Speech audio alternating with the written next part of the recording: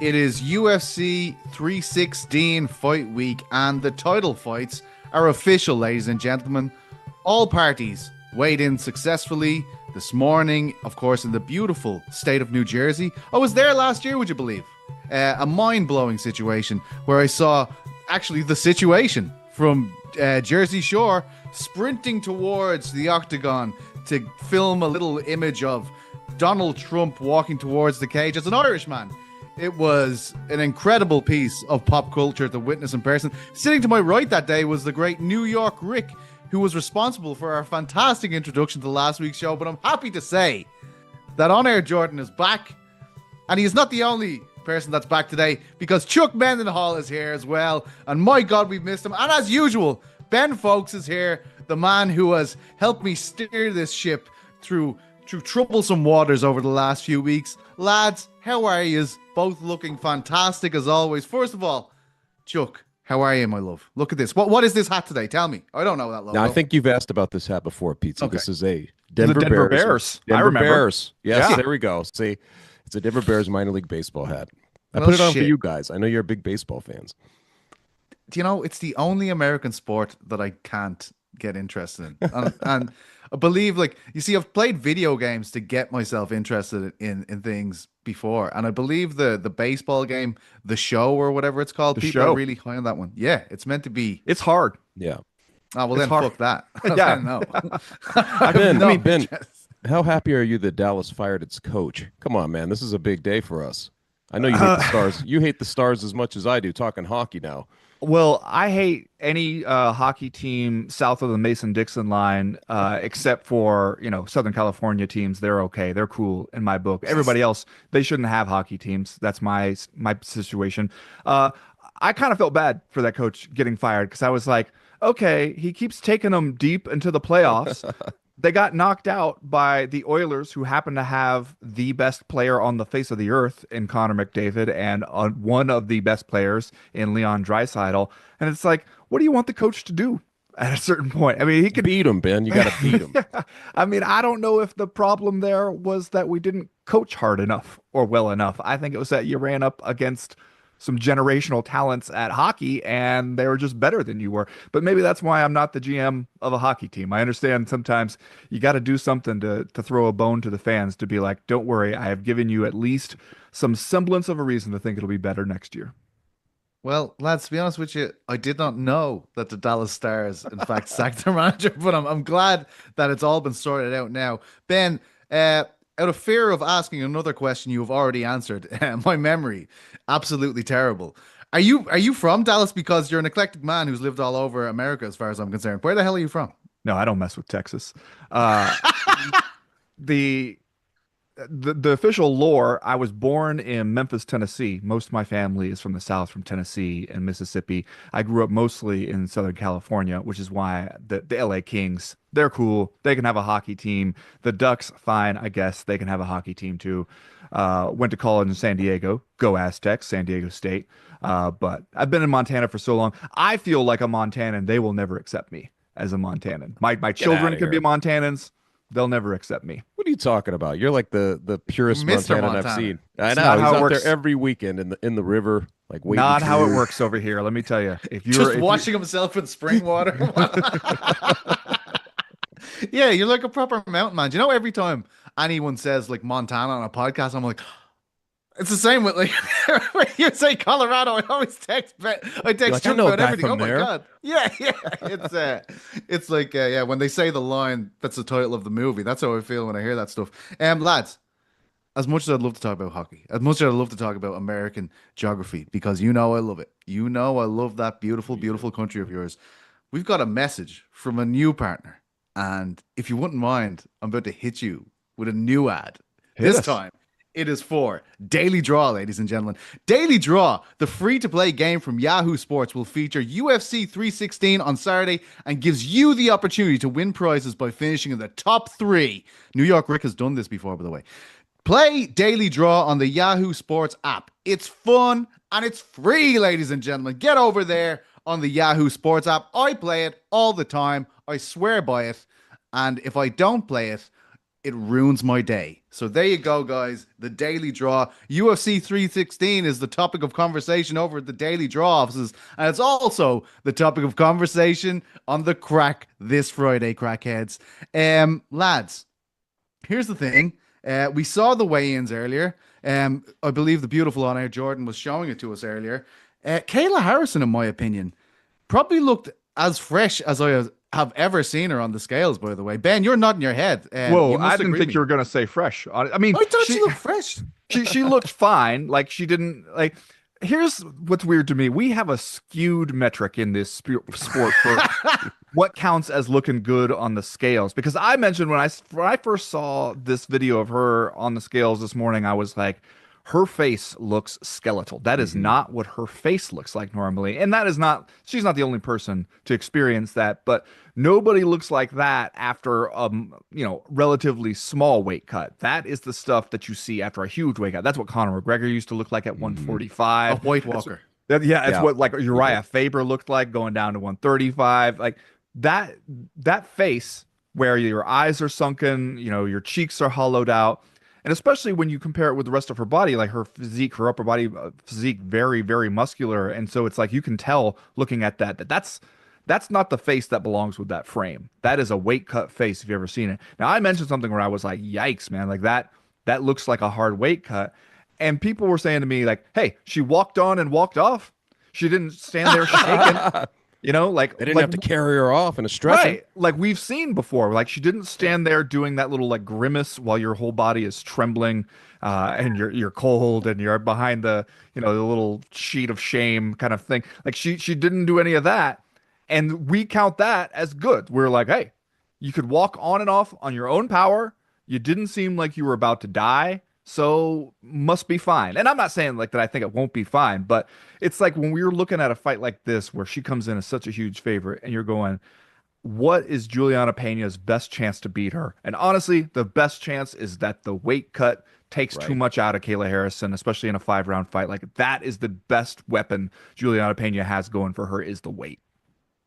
Yeah, I agree with you, man. Maybe I'm speaking for the fan base here. Maybe I'm the voice of the fan base going, look, she ain't shaking, guys. That's the best. I feel she has a chance here. I mean, I think a lot of really it good is, as far as I'm concerned. it's just that she's held under such different scrutiny with this because I keep waiting. Honestly, like you keep waiting for the moment she won't make this weight or it's going to go catastrophic for her in some way. But apparently, she's such a pro at it. You don't even really hear her complaining. You just see her show up in this form, and you're like, oh, my God, that must have been hell. You don't hear people talking about it. But each time she does it, I think the real marvel is that, Ben. Like, she shows up, and she's there, regardless of how she looks. She's there. She's walking on her own, and she's going to be there for the fight. I don't know how long she can continue this. We keep talking about, Amanda Nunes probably being, like, the dangling carrot beyond this fight. And you think, that's one extension longer where she's going to have to turn away the fettuccinis and things like that for a little while longer. You know what I mean? And keep this kind of skeletal frame like this her whatever her routine is to get down to that. But man, it can't be good. It can't be good to keep doing that to yourself. You know what I mean? Like you just look at her and you're like, it's just below like human living at that point. You know what I mean? Like there's something really weird going on with that. I think it's remarkable that she makes it, but I don't know how many times I want to see her do that. Yeah, which you're right. She never complains about it. You never hear her saying it. She acts like it's fine. This is just part of the business. But you look at it and you're like, that is a harder cut for you than it is for a lot of other people who 135 is a more natural division for them. Like she had to get down to 135 because that's what the UFC has on offer. That's kind of it at this point. And so you got to get there. And you see somebody going into their mid 30s, losing that weight and making that cut does not get easier as you get older. I can tell you, as a gentleman of a certain age, losing weight when you want to doesn't get easier the older you get. And so you do wonder what that's taken out of her and how much longer she will be able to do it. And the thing is, you keep waiting to see the effects on fight night, and I don't know if we have yet. Right. Like that she's a real pro in that sense. And so I'm not saying anything that I think that like, she is screwing herself up. I still think she could go in there a little bit diminished and beat Juliana Pena.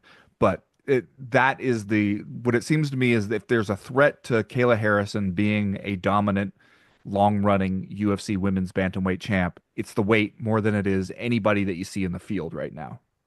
She's obviously a massive, massive favor here, guys. I believe the stat was that she was the most favored challenger to ever contest a UFC title fight in the lead up to this one. That obviously makes you feel a certain way, like when you're looking at this fight, like us guys as media, and you're like, holy shit, that is a lot of pressure, right? For everyone to be like, you're gonna win this fight, Chuck. Yeah. Do you think she's comfortable with this situation? She's obviously an Olympian. She's done great things in her career. We know she's lost to Larissa Pacheco before, but is that a really weird situation to be going into your first title fight in the UFC and like everybody in the world expects you to win this fight? No, I think that she's used to this, man. To be honest, like she's such a competitor. We're talking about her cutting down and what she must go through to get there. If that doesn't speak to kind of her hunger to be who she is and to do these things, like I don't know what else could be a testament to why she was, an Olympic gold medalist and why she's been able to do so much in her career.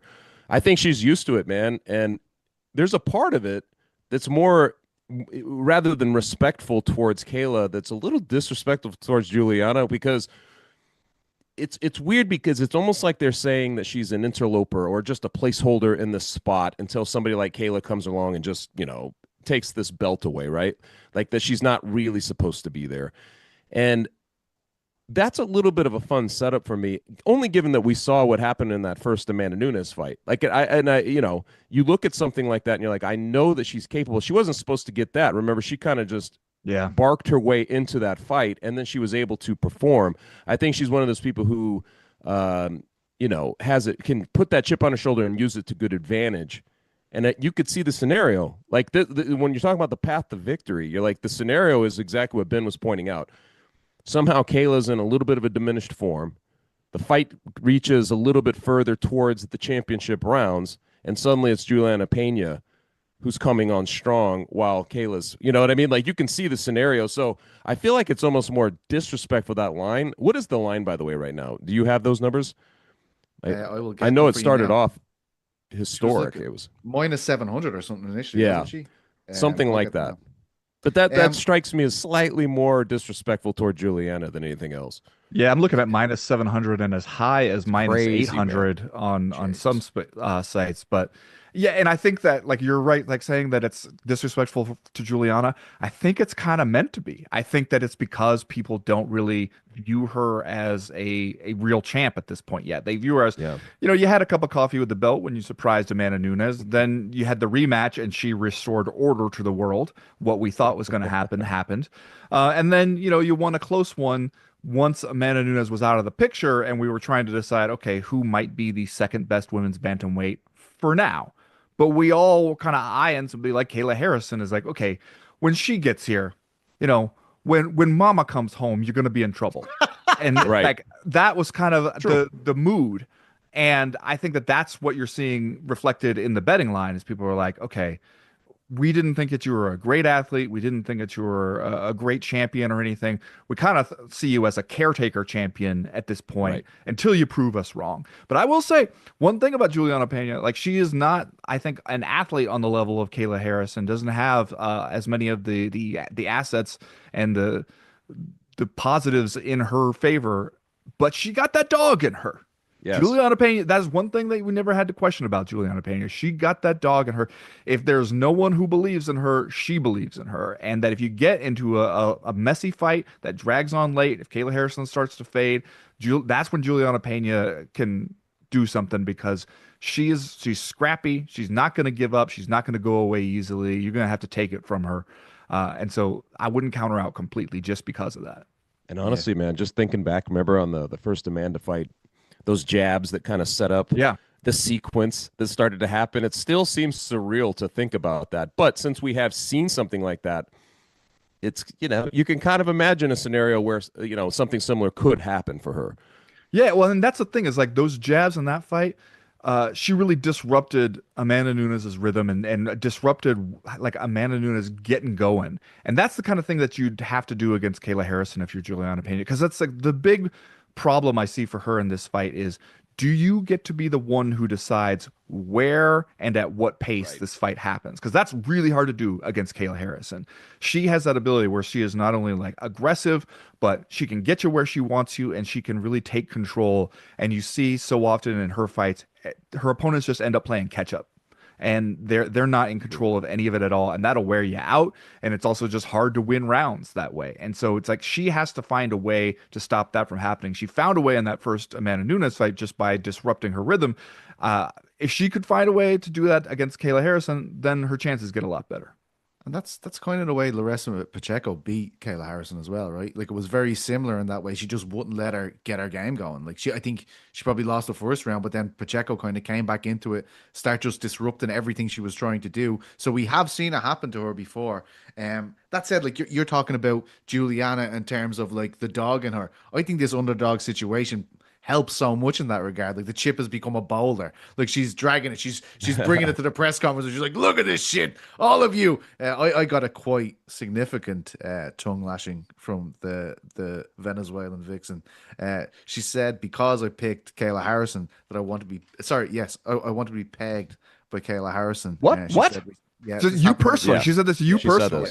Personally, That's because obviously the lads. That's a fact, by the way, Ben. I do have an email that I mean, confirms all that. all I would say to that is lucky guess, Juliana Pena. I mean, she doesn't know that is wild to me that she's, because I mean, she's been reading your dream diary. Wow. I mean, okay. This maybe gets to one of the other things about Juliana Pena is that she's kind of set herself up as like an anti-hero, but there's such a fine line when it comes to MMA fans, because we like a bad guy. We like a bad girl. You know, like we'll like it a little bit if you play that role, but it's a matter of tone somehow that you never know how it's going to come off. And if it comes off wrong, next thing you know, people are calling you cringe. And if it comes off cool, then they love it. And like, it seems like the take of MMA fans has been more cringe than elsewhere. Right. It's also interesting to me whenever I see fighters paying attention to who we pick, you know, like when they're really paying attention, like they're going into their fights and they're looking around to be like, what are people saying? I personally, if I were in their corner, I would be like, don't do that. Don't pay any attention to this. Don't care what these guys, don't care what the media and the fans think about it. Like, we're just got to go in there and do what you want. But fighters also love to fire themselves up that way with some of that stuff. They love that feeling like everybody's against them. You know who used to pay attention is your boy Ben Rothwell. I remember I picked against him once or twice, and I know he pointed it out to me. And I was like, oh, geez, I didn't know you're paying attention to that. You know what I mean? He'll definitely pay attention to it. Yeah. I love Ben Rothwell just because we've known each other so long, since back in the IFL days. Like, we've known each other like 20 years at this point. It's crazy. But if I go too long without talking to him, he'll text me and be like, what the hell, are you mad at me or something? One of those dudes. Oh, yeah. I love it, though. Every time I get on the phone with this guy, I can't have a short conversation with him because he's just so much fun to talk to. But he's one of those, especially some of those fighters like that. I think he's kind of like that. He won't mention it before the fight that he noticed that you picked against him. But when after the fight happens, especially if he wins, he's going to remind you. Right. He's going to remind you that you picked against him and you were wrong.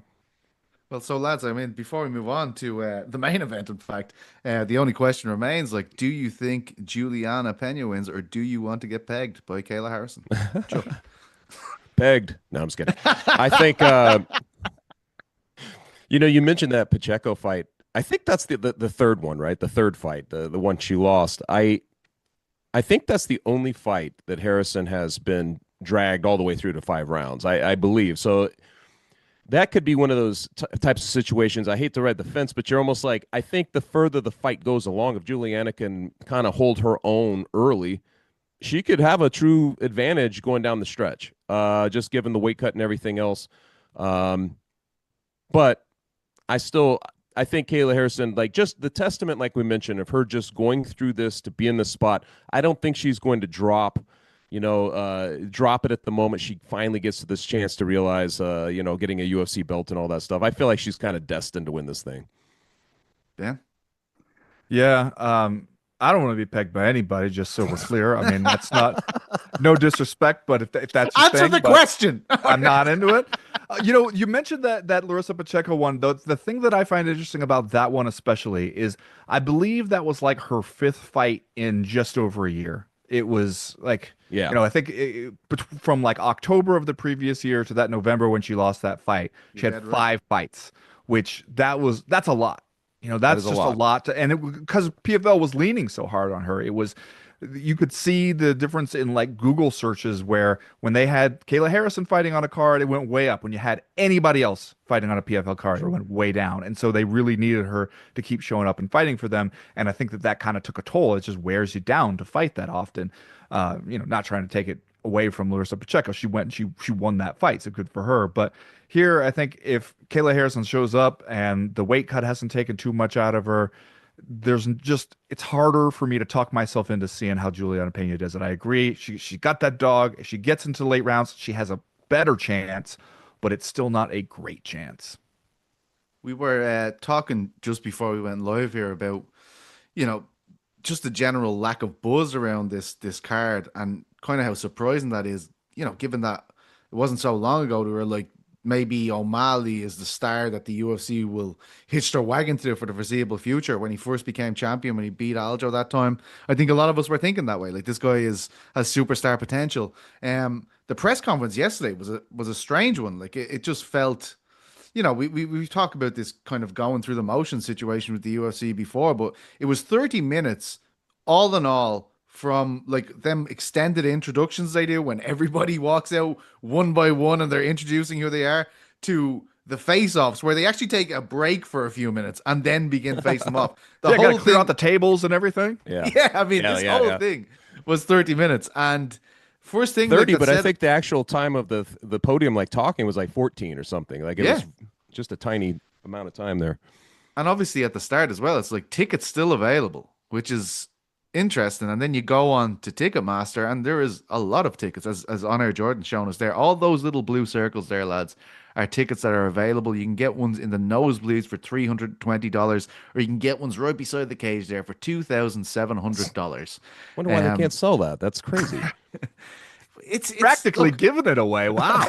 But I mean, this is in one of the big media markets, right? Like, you're in Newark, you're right there. You've got a lot of people nearby. This is where the UFC used to go to get as close to New York as it could go. It's where Jon Jones beat Shogun Rua to take the title. So usually it's been a pretty good draw for them. And I don't know how much of it is that this card is not exactly lighting a fire under people just because they feel like Merab and Sean O'Malley, we feel like we just saw it. We feel like we know kind of how it's going to go. And how much of it is that maybe the ticket prices themselves need to come back down to earth a little bit. Yeah, it's kind of weird, man. It's I watched it, and even the crowd, like, Juliana's giving lines, man. Juliana and Kayla are going for each other's head out there, as they have been for the whole thing, and the crowd just doesn't seem like they're getting into it. O'Malley particularly seems to be like in a microcosm. They got to be pissed about that. Like, you've got a guy who traditionally like stirs up his own interests. He's on, all the things he does, all the bombast and everything else, and he's like, no. I'm not doing. Not even dyeing my hair. I know. I'm not going to dye the hair. I'm not doing anything this time. It's like, now you choose to step back. I know. The UFC is just be like, so now we're not going to be doing all the video game stuff and the social media stuff when we have a title fight for you to sell, and that's when you decide to become a monk. Like, yeah, they can't love that, I'm sure. But what are you reading out of that, lads? Like, like, obviously you hear Sean talking, and he's like, I'm much better. I had this labrum injury the last time. But he's not given that aura. Like, I don't know, maybe it's because I'm a child myself and I need to see sparkly colors and things like this to make me go, wow, who's this guy? But he's not really giving me that, like, aura that, like, I'm going in here to set the record straight. Not that he's necessarily ever been that guy that's been like, wow, look, listen to what Sean just said. That's crazy. Like, he's never been one for wildly overconfident statements. But I'm not getting what I think he wants me to get from this. I'm not going, wow, Merab's going to have a lot in his hands this time with O'Malley. Am I crazy, Ben? No, I mean, I feel like this is him kind of being like the serious version, right? Like, I'm not messing around here. I've got my nose to the grindstone. I'm coming out here. I'm focused, and I'm not doing all the other stuff. And there is a point to be made that people are going, but it was the other stuff that we really liked. You know, I mean, we thought he was a good fighter. Like he has an exciting style when he gets to do it. Merab just didn't let him do it. I think that he had some positives in that first fight that he could build on here, especially, you know, saying I had an injury that kept me from training specifically the kind of wrestling that I needed in order to go down out there and stop Merab from doing his best stuff. I think, sure, like I can believe that. That's not a crazy, I mean, it's not as crazy as saying the lights of the sphere threw me off. You know, that is believable, but it's also when you're dealing with Merab, he's just so good at what he does. He's just so relentless. There's no chance at all that you're going to get him tired, that he's going to be diminished in the fifth round as opposed to the how he starts in the first round. Like all that stuff is really tough for anybody to overcome, especially if that is not your strength to begin with. So it's like, I think that especially late in that fight, you saw him, he started to find some success with those body shots. Merab's even said like, hey, if he had landed those, started landing those earlier, or if landed a couple more of them, I might have had some problems with it. So I think that there is some good stuff he could do. I think he would probably need some help from Merab. He would need Merab to decide to stand a little more, which maybe Merab will do. Maybe Merab's starting to feel more comfortable as champion. He's like, hey, I want to go out there and prove I don't need to take everybody down. If that happens, then sure, like you get a good chance. But I think that he just staying up and getting up against Merab himself. If Merab convinces himself and says, all I'm going to do is take this guy down and wear him out, I think you're going to have a long night. It could also be that you're just like, you know, this is a guy who experienced the trauma of being in front of Merab for 25 minutes, and he really knows what that means. You know what I mean? Like he's done it, and I would think he's a big picture kind of guy that, you know, you might even look at yourself as a little silly because he was kind of treating, you know, the first time through the Merab would be this nuisance he was going to deal with, and you know, he was pretty sure he was going to be able to handle it, all that stuff. Maybe he starts to identify his own delusions within that. Maybe that's what that fight actually did for him.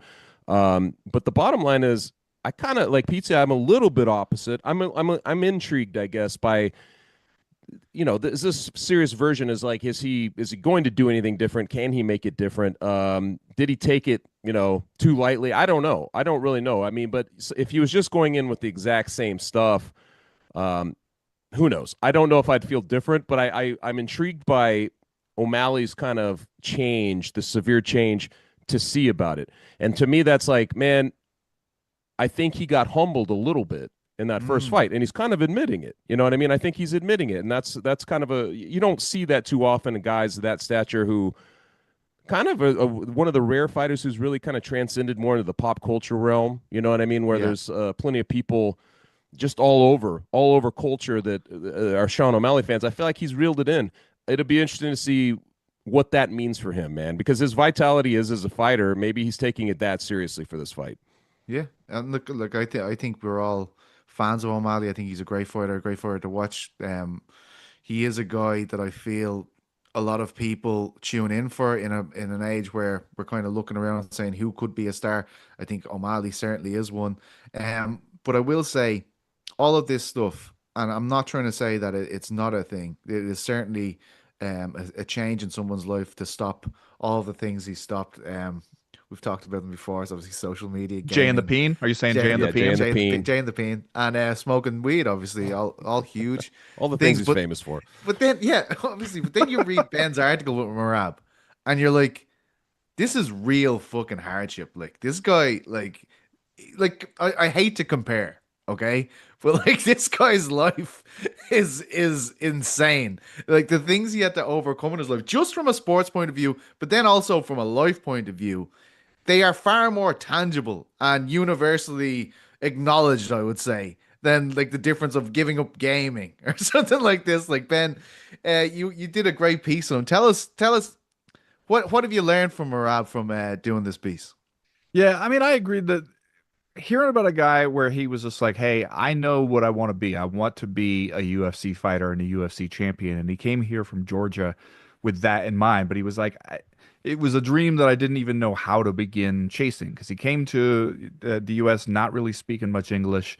And he was like, we couldn't even really see the UFC in Georgia. You have to find clips on YouTube where you could, but it wasn't a thing. It wasn't like a thing where I could be like, here's how someone would go about it. It just had to show up in the US, look around for a gym to train, work in construction during the day. The thing that I found really interesting, because it's like you look at his career, he had a couple amateur fights, and then when he went pro, he lost his first fight, won the second one, lost the third. And so then you're sitting there, you're 1-2. And he said at that point he was starting to think maybe I'm just not good enough. Maybe this dream is never going to happen, and I should just be a guy who works construction and lives kind of a quiet life as an immigrant in the U.S. And he said he stopped fighting for a little while and was just thinking like, all right, maybe this isn't for me.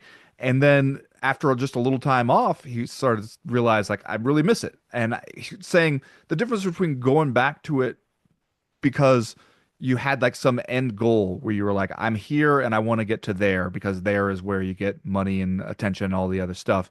And coming back to it as a guy who just felt like, all right, I saw what my life was like without this in it. And it felt diminished. It felt like something, I love this thing. And so he said when he came back, he was like, I don't care if I lose. I don't care if I win. Like, I don't care about like career ambition anymore. I want to do it just to do it because like this is an essential part of my identity and it's something that I love.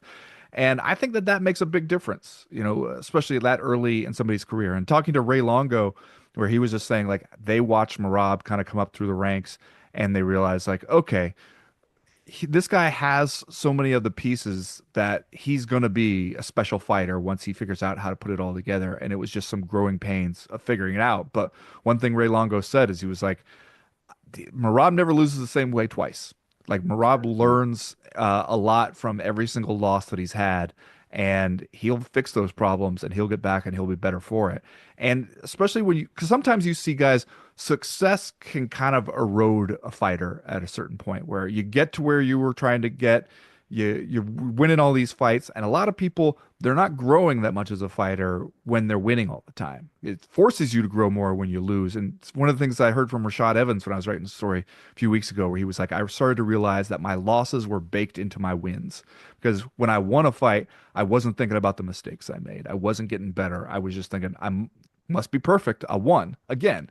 And Merab is one of those guys where you talk to the people around him and they're just like, he's constantly in the gym, and he's not constantly in the gym because of career ambition or because he's trying to necessarily get somewhere. He's in the gym because that's where he wants to be, because that's just like the life that he wants to live. And those kind of guys tend to last longer at the top once they get there, in my experience. Yeah, it's interesting that sometimes you get like almost I don't GSP. I always point out GSP was one of those guys who had early losses, and something about that registered for him where it put him in a position where he obsessed over the game to the point where he would not let it happen again. And in other words, he was so guarded against ever being complacent through his victories, all the ones that like subsequent, that he could never slip that far for fear of getting there. I remember Rod Smith, who was a Denver Broncos receiver, like multiple Pro Bowler. He was one of those guys who was on the practice squad for for at least a season or two. They bring him up. He ends up being a Pro Bowler and all that for all these years. But his mindset was always that he was going to go back to the practice squad, like that they would just tell him at any point in time that he was just going to go back. And I sometimes wonder if Merab, because I did a piece also on Merab the last time through. That's right. And he just kind of like, he has that feeling, of just a guy who he doesn't want to go back. You know what I mean? Like he doesn't want to remember those things. He doesn't want to go back. And you watch him train. I saw him over at a Syndicate with those guys over there, and he was just, you watch him train, man, and it's so full ahead. Like everything is so focused, so much energy, and you realize that that's who he is. Like he's that driven, and that's something you build. You know what I mean? I don't know how I asked him like, where'd you get it? And he's like, I don't know. It's just comes to you at some point, but it's certainly like an interesting study for a guy like him, especially, that maybe sometimes those early losses are the best thing that could happen for your career. Because what has he won, like 12 in a row now? Something like that. It's a crazy run for that guy. This innate pessimism he has, being his driving force. It's almost like the carpet's going to be pulled out from underneath me. And I noticed, I know we spoke to John Wood about him before, and he's kind of going like, this guy is incredible. Like he's so much better than he even knows. And I saw in Ben's article as well with Longo. Longo was kind of having to explain to him, no, you're better than what your record says, Merab. Like Merab's looking at like X and O's guys, like just purely black and white. Well, I'm 1 and 2. I mustn't be this good at it. But these guys are like, no, you're fucking incredible. And yeah, I mean, I can't see how that wouldn't help you. Like that is the opposite of a McGregor effect, right? Where McGregor became this guy where he has the Midas touch. Everything I touch turns to gold. I can't put my foot wrong. Whereas Merab's mentality is like, this is all going to be taken away from me immediately. Like if I blink, they're going to wrap that belt around someone else's waist. And I think that's obviously way more conducive to a successful title reign. Well, certainly the numbers would suggest so. We also have the debut of Patchy Mix, and Chuck, you spoke to Patchy, and the conversation that we're having here is like, is this guy the best guy to come over from Bellator? And you've mentioned a few in the article. Alvarez, I believe, is there. Volkov is there. Hit me Michael with some Chandler. more. Chandler, yeah, of course. I mean, you mentioned the newer guys like Pitbull, who just came over, Pico. Like you can just go through the timeline. I mean, just any of the guys. I mean, I asked him this because I was like, it was interesting. We addressed it when we were doing a little roundtable. I was like, is he the best guy? Because some guys come over they're a little bit long in the tooth. They've already been through a lot of wars. Other guys maybe they just were never there. Like, Michael Venom-Page, who knows? Like, it's just you're just not sure if he was ever going to be, a champion or something like that. But this is a guy who has kind of proven that he's, I think, world class over the course of time. He's won 7 in a row. He's I think 2-time champion over there with Bellator. Like, so he's kind of put himself in a position. Plus, he's only 31 years old. So he may be, other than maybe Alvarez, I think that's the closest you get from a Bellator specific standpoint. He mentioned Justin Gaethje as possibly being the one that he would liken himself to, because I think Gaethje at the time was like 17-0 when he came over. But he thinks he is. I mean, this is something he thought about a lot. Like, when I asked him about it, he was like, he was coming up with, he's the one telling you all the facts and all this. I think that was in terms of the transcription, it was like a 500-word answer, like 4-paragraph type thing. Wow. Because he thought a lot about this, and I think it really matters to him to be that guy. The guy that was the big fish outside the UFC, who comes in and just kind of does the exact same thing in the UFC. So in his mind, that he is that guy for sure. He seemed very confident.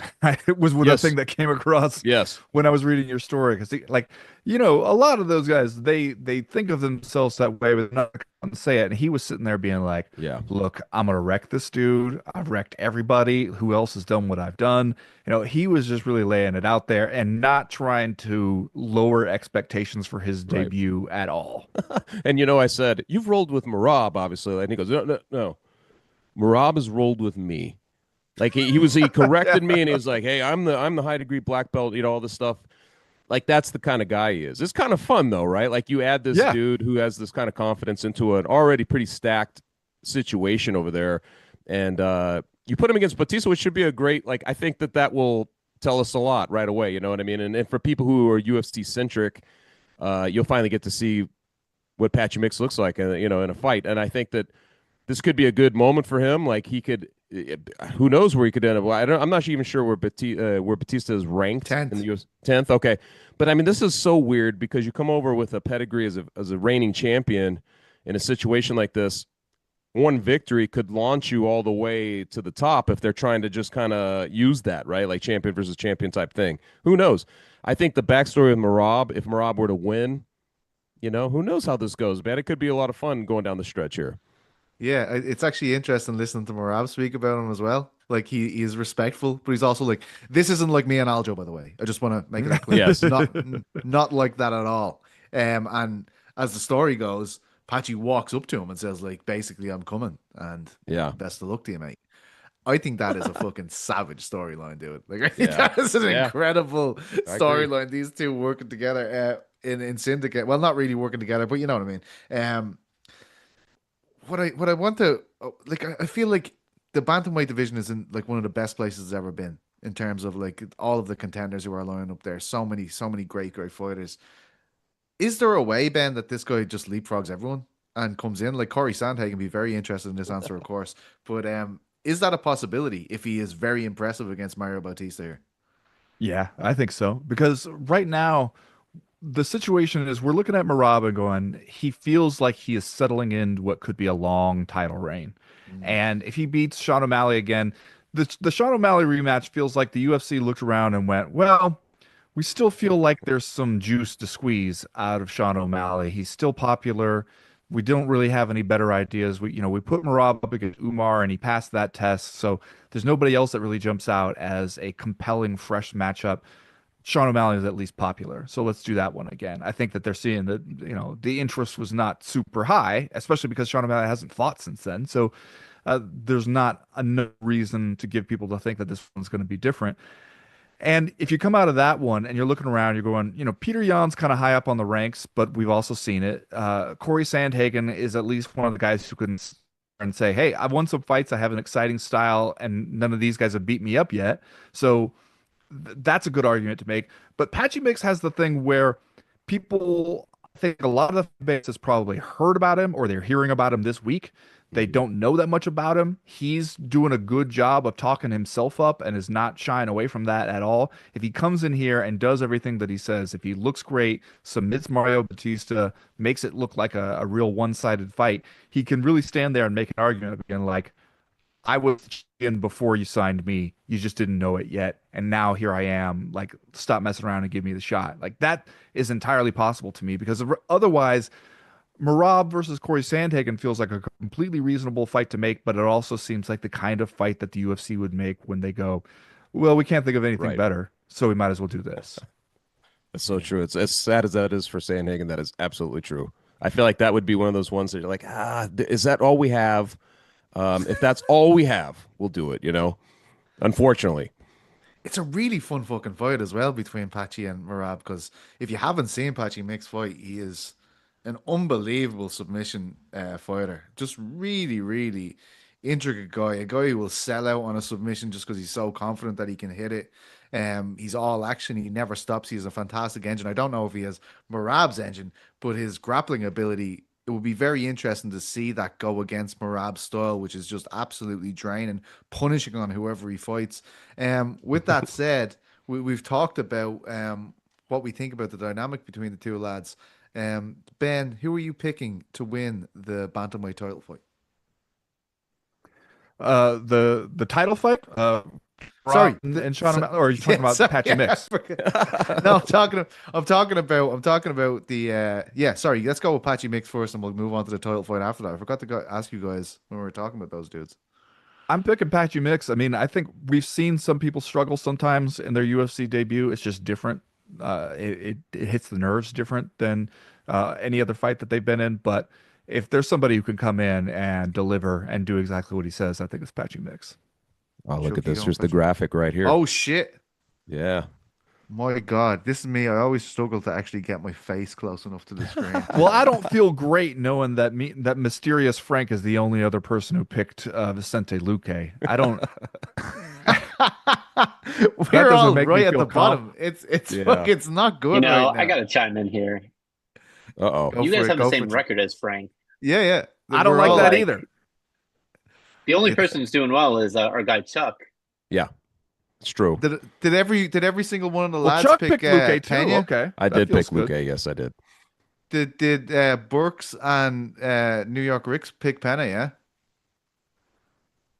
Yeah, look at that. Anymore. See, this is totally. Right, no.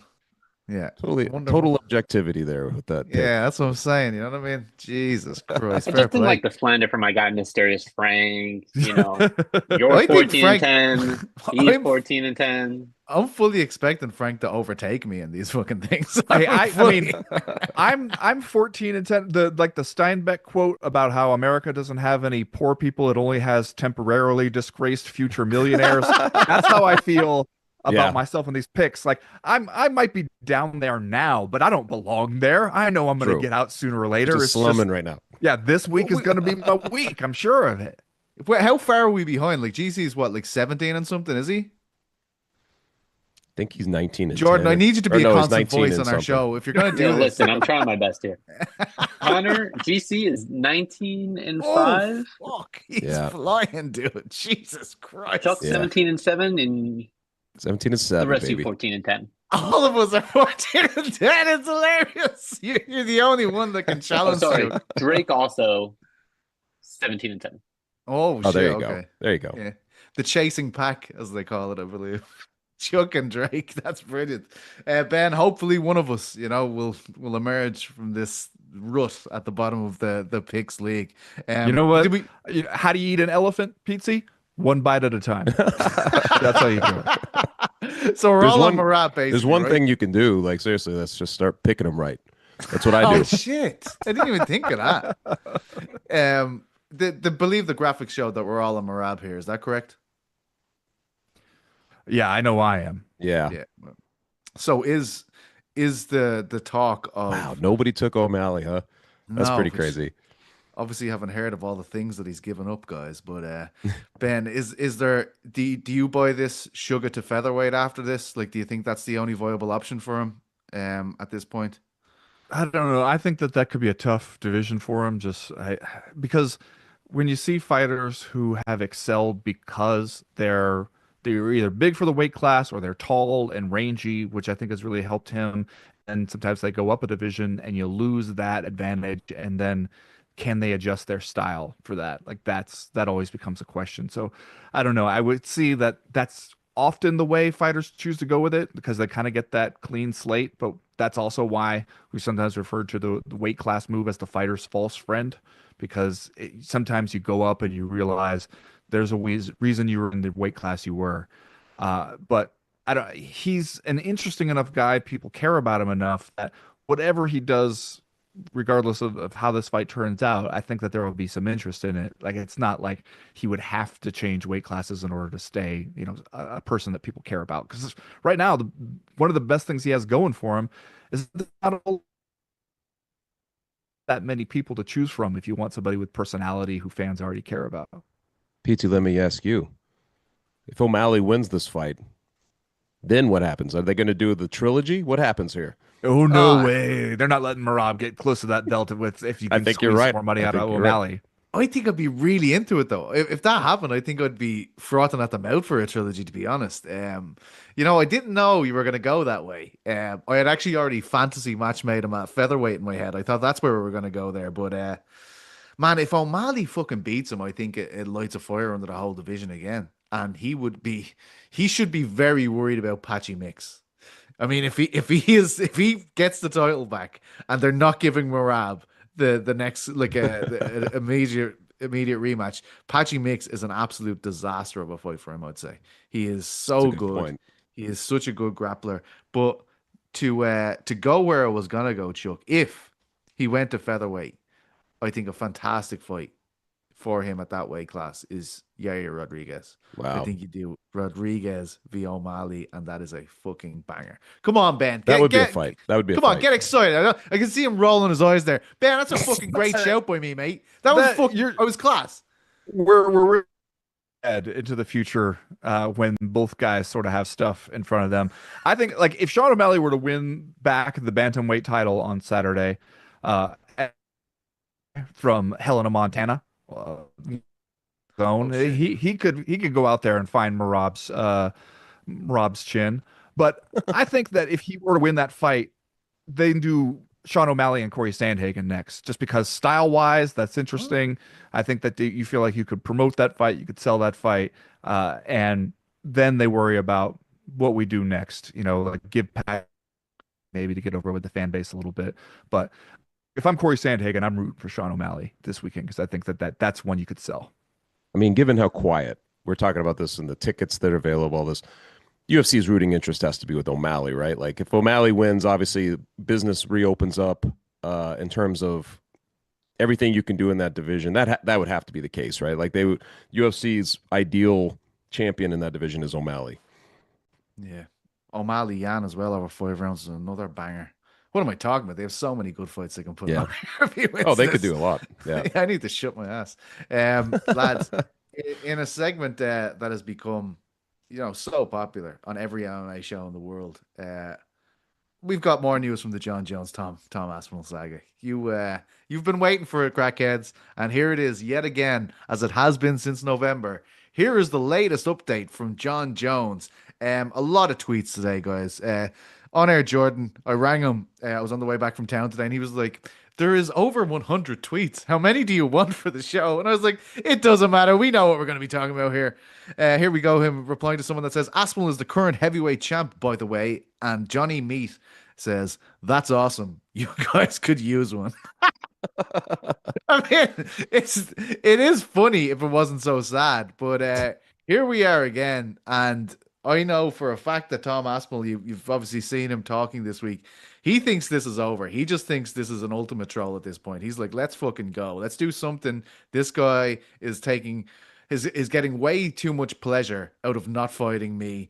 Benny is still excited by the adventure that is Tom Aspinall v. Jon Jones, the fight that will likely never happen. No, it seems like it's going to be the one that got away, at least for now. I mean, I could absolutely see a scenario, right, where Jon Jones disappears for a while, moves on, he doesn't like it, and he comes back and fight. We get, a year or 2 years too late, like after everybody was excited about it. That's entirely possible. But for right now, like some of the stuff that he's been saying in these tweets recently, where he's just like, look, I told the UFC that I haven't even really been training and that I got no intention to fight. But he said something at one point where he was like, I think the UFC thought it was in their best interest to keep me as heavyweight. Really going to be out here being the heavyweight champion. It seems he was like, I've been cashing in on that. I guess by signing deals to go coach Russian reality shows in Thailand. But he sounds like he is not even thinking about this at all. And the more people are, the more the mask is coming off. Sound like maybe he was just trying to play it cool for a while because that's what the UFC decided to do. And now he's just like, the more people come at him, the more he's just like, look, I'm not doing it and I don't care what you think. I mean, the UFC just looks stupid in this process, doesn't it? It's just like you have a guy in Dana White who spent, I keep pointing this out, like he spent all of 2024 on an endless kind of Jon Jones crusade, like to protect the fight with Miocic, to kind of set it up, saying he was the pound for pound king. You're crazy if you don't see him as the GOAT, all this stuff. Everything that was said about it and just defended for all of that time for a fight that just kind of was, nobody really wanted to see. And they stood by him, and they've insisted that this fight is going to happen with Tom Aspinall because the system that you put in place by assigning, an interim title to that mix brings them together, and you can't get it done. And now you're getting your guy like you can't get it done with, spilling this out to the world or ladling it out to the world. It's just this whole look for the UFC is very unique. I don't recall too many times where the UFC looks this bad in a scenario. And I don't really understand why, if any of this is true, like why you wouldn't strip him at this point. Like it no longer even makes sense to me why you would not be moving on and doing this, or at least putting the ultimatum out there. Maybe they're doing that, but like this whole situation is just Jon Jones and Fury. Like the people who defend Jon Jones at this point are also very curious people. Like, has there ever been a harder champion to really love than Jon Jones? Look at all the different things that have happened through his career, the different things he's been in trouble for and everything else. And yet now he's putting him through like a game like this where you're like, nah, I'm not gonna, I can't be bothered. It's just, to me, this is a whole different scenario than we've seen, and frustrating your fan base is unique to me. Like let's just hold everybody in a frustrated state of mind for the next 5 months or whatever it is. That doesn't make any sense to me. So something's got to give at this point. But to answer your kind of original question, I didn't think I'd get to this point, man, because I wanted to see this fight very badly, just like I wanted to see Jon Jones versus Ngannou. But I'm starting to lose interest. If he doesn't want to do it, why? You know what I mean? Like, why do I want to see it? At some point, you kind of just want to see people. You want to see Tom Aspinall fight again. At some point, you just want to see him continue his career. Yeah, I think Helwani made one of the best points as to why the UFC could be allowing this to happen is because they don't need it to happen right now. They're looking towards the back end of the year, November, December, and when they suddenly can't get it to happen, then it will probably become a problem then. But it's so frustrating for Tom Aspinall, and he must be wondering, like, Jesus, they stripped Islam, they stripped Ilya. Like when they were like, oh, I don't want to do this, immediately strip them. and he's sitting there going, "Oh, I'm going to be defending my interim title again. What the fuck is going on here?" Like at this point, the Gan fight seems great. Let's just fucking go. Let's just get the ball rolling. And I agree with We Ben's point joked as well. about this, by the way. We joked Yeah, about this. We said we were like, who would you rather if it's would you rather Jones and Aspinall or Jones and Ngannou? I'm like, we're gonna get Aspinall and Gone. That's what I said. Remember we were like we're yeah, doing the whole thing and we joked because it was like that's probably what actually is going to happen yeah. at that time. Well, here we are thinking, wow, what a great fight. Like this is the one. Here's another John Bones. So I know we've been garnished with several of his hits from this morning's. It's like Jordan took all of them. Yeah, Got all Jordan, 100. fair play to you, mate. Honestly, I wouldn't be surprised. This is a reply to would Gan beat Tom? Honestly, I wouldn't be surprised. I see things like this happen all the time. Fight allows me to become their whole identity. They're so focused on being the man. Meanwhile, the competition is lurking. The big mouth gets bit in the ass. Tom Aspinall being portrayed as this wanker, like that's just like fuck you, John. Fucking, I'm gonna Yeah, beat the shit. as if it's not the most sense. The interim champ against I the know. actual champ. Like, there's no other fight to make. It's not like Tom Aspinall has just like unfairly set his sights. It is the fight. It's the obvious fight. Oh. Yeah, it's fucking. I'm so sick of it, but like we have to talk about it, right? I guess. I like how it's- back. What was it? When did Jones? It was in November, right? So we were like, when should we start panicking about this fight? We were like, we'll give it till March. I panicked We're- in February. I we're was in June. immediately. We're in Yeah. June now. As soon as Dana said, "Do you know what Islam is? The pound for pound," I was like, I know. "Something's going That's terribly true, wrong. Something has gone awfully wrong, and we don't know what it is." But lads, before we go, the MMA media lost one of its pioneers this week. Jordan Breen, as we learned from a Mike Bond tweet, has passed away. A guy who was, you know, absolutely a pioneer, a guy who made so many people fall in love with this sport. He had the Press Row podcast, he had the All Violence Awards, he had an encyclopedic mind. He knew, it seemed, every inch of MMA. Anywhere you were from, he knew something about that scene. It was incredible. I was telling Ariel this earlier this week. I think I was on his show in 2013, and he corrected me on one of Norman Park's early fights. Like I was like, "Oh," and then he beat this guy. And he's like, "No, I think you'll find it was actually this is what happened." Petesy, an incredible guy. A guy who's clearly a legend of MMA and turned so many people onto this sport. Chuck, you wrote a great article for your own site about him. Tell me, I've already spoke to Ariel on his show about this, but tell me, what are your memories of Jordan Breen? I mean, you kind of nailed it. I said this a little bit in the piece, but I really genuinely I believe this because it was one of those things. Like he used to have a thing called Press Row. Like he would bring on guys, and I remember going on it a couple of times. And I felt like no matter what I came with, it wasn't enough. You know what I mean? Like he and it's not like he meant to be intimidating that way, but he just had that store of knowledge in his mind. Like I pointed out the Hatsu Hayoki, the thing that he did was like, I called him the Iron Horse or something. He's like, it's actually the Iron Broom. And then he starts going on about like you're talking about with Norman Park. Like he just has these details that he could flip to instantaneously in his mind, like a file, and just and tell you all about it. And analytically, he could do this, just kind of break down a fight on the fly. Like he could just think of the styles and he could just do this stuff. To me, that was at the time, especially because this was in the earlier days, when you're just kind of, when it's starting to boom, the sport's starting to boom, it felt like, man, this guy knows his shit. If you're going to go talk to Jordan Breen, you better bring your A game. And I thought that was great because, and just in a personal and a professional sense, you kind of wanted to be able to hang with Jordan Breen. That was really the thing, like to me, he was one of the original voices when I started to really cover the sport. He was already out there, he was already doing it. I know Ben was already doing it too. Like you started covering it. I was mostly like right around 2008 is when I really full time into MMA. But the guy, there were certain people out there who were already the voices and you were just trying to figure out how to catch up to them, at that point. And he was definitely one of those guys, man.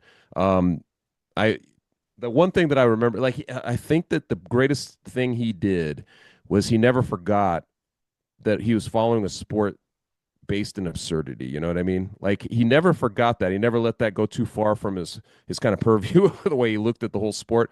And I thought that was a good way to do it. And like we're sitting here talking about the Jon Jones thing. if you can't have a sense of humor about what's happening in the sport, you won't last. You'll get out of it. If at some point you'll be like, this is a stupid sport, or you'll get mad at it, you'll leave. To really love it, you have to love it's all the lunacy, all the chaos, all the absurdity. And I thought that he did a very good job of that. I remember one time he was talking about the guys who fake chewing gum on the scale. He had like the whole list. Like he knew the guys who did this, or they go up there and fake like they're chewing gum. He's like, why do they do this? This is the kind of thing he liked to talk about. So I think that on those levels, kind of the spirit of how you should look at the game, he was kind of paramount to that. You know what I mean? Like I think he was a guy who really showed us how to do that. Ben, you tell me, did you encounter Jordan in those early days on the scene, days before me and Chuck would have got involved here? Tell me what your experience with Jordan was like. Yeah, I mean, I really kind of got involved full time right in around like 2006, 2007, and I had the same experience as Chuck, as I remember going on press row for the first time, and I went on a few times, but I remember that first time being like, I'm in over my head, like this guy just has that depth of knowledge and that passion for it, and especially where there wasn't big media outlets covering this sport, and so it was sites like ShareDog were like the most important sites that allowed a fan base to kind of grow around this sport because that was how you could find out what was going on. That I remember when California had that first MMA event, was a Strike Force event where Frank Shamrock fought Cesar Gracie, and they sold thousands of tickets, and it was one of the first time sport is actually getting somewhere. And I remember I go to ShareDog immediately and and he and that through, and there was a certain like advocacy element to the media that it was people needed to stand up and push for this sport and say like, we believe in this. This is not just a sideshow. Like we're into it. Yeah, yeah. Sorry, we got a bit of lag there on Ben. Sorry to the people watching, but we still got the points across. A guy very, very important in pushing through MMA. And look, I think the way he spoke as well. I know a lot of people have been highlighting this as well. Like he was incredibly poetic way of speaking about MMA, and I think that really brought some class to the coverage. Like I was talking to someone, a newer MMA media member, just yesterday about it, and I was like, he really made it seem like, because especially at the start of the sport, it was all this kind of human cockfighting stuff and whatnot. There's the John McCain line, right, when he was trying to get it outlawed. Like when Jordan talked about it, and as much as he did talk about how ridiculous it could be at times, like he'd really make you think like this is art, this is mixed martial arts. Like he can make you feel like something magic could happen in there. Um, you know, it's a terrible loss to the community. He was an amazing journalist, an amazing kind of record keeper. Um, his analytical mind, his encyclopedic mind. I think he made us all a bit better, as we're all highlighting here. Like when you were going on that show, like you were forced to be good. I can remember when I was on it, same as you guys are saying, a lot later than you guys, 2013. I had to wait for that crazy Irishman to start getting some wins before I picked up some big spots. But I was in like a Boston hotel, and he was like ringing me to be on the show, and I was shitting myself, man. I was like talking to the other Irish guys, like I was like, I don't know if I should do this, man. This could be the end of me. I mean, he gets me on here. He asked me 5 questions. This could be the end of my fucking career before it started. But thankfully, he was absolutely great with me. And look, I'm sure a lot of people I know. Mike Bond was very close to him. I know a lot of the guys that you mentioned at ShareDog there, very close, obviously as well. TJ DeSantis, all those guys. So a very tough time for them, I'm sure. It is UFC 316 tomorrow, guys. You're gonna have the boys on the live show, as far as I know, and Chuck, Ariel, and I will be on the post show. A big night in New Jersey, of course. I've been there, fantastic place, as I said already. I am shocked that the tickets aren't selling. When I was there, maybe it was something to do with me being there last time. Not a seat in the house there, Chuck. Everybody there. I think you're overselling Newark just a No, little bit. yeah, I was in Harrison. What a beautiful place. There was a Tops Diner, I believe it was, down the road. I ate a lot of food there, and I read a New York Post, and I was like, wow, this truly You've made is it. America. I love it. I did feel very American that day. They had a weed dispensary right around the corner too. Of course, I did not go near that, but I just noticed it there, and I was like, wow, Mhm. that's a handy thing to have if you were that way inclined. Sure. Guys, This has been well, look, we got the band back together. I'm delighted that they're all here. I love these boys very, very much. And we love you, crackheads, but not as much as you love the UFC. And the UFC is on tomorrow night. And I know I'm rambling now. So I'm going to end the show. But thank you so much for tuning in as always. From Ben Folks, from Chuck Mindenhall, from Petesy Carroll, from On Air Jordan, Oscar Losef, from the Uncrowned team. Have a beautiful weekend. Oh, wait, hang on. Do we have super chats before you do this? 'Cause I did this last time. Jordan.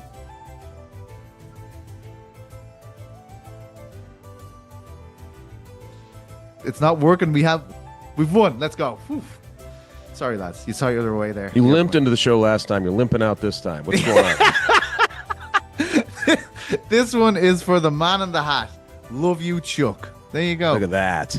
From Cosmo nice. Kramer. That's a Very thing nice. to say. That only cost your mom $2 to send, Chuck. That's nice. I mean, the loves lad it. completely gone now. You know. Fuck's sake.